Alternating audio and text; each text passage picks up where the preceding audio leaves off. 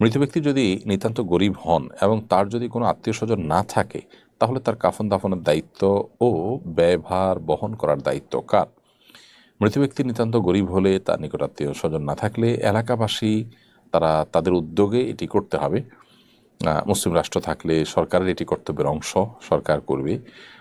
এলাকাবাসীর কর্তব্যের অংশ এলাকাবাসী করবে।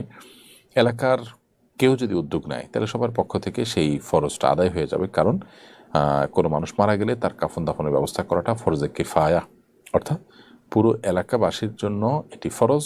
কেউ যদি না করে সবাই গুনাহগার হবে। আর এলাকাবাসীর কিছু লোক যদি উদ্যোগী হয়ে এটা করে ফেলেন তাহলে সবার পক্ষ থেকে সেটি আদায় হয়ে যাবে। এই জন্য এ ধরনের পরিস্থিতির জন্য মসজিদগুলো থেকে, বিভিন্ন সামাজিক প্রতিষ্ঠানগুলো থেকে, সংস্থাগুলো, সংগঠনগুলো থেকে নানামুখী উদ্যোগ থাকা উচিত।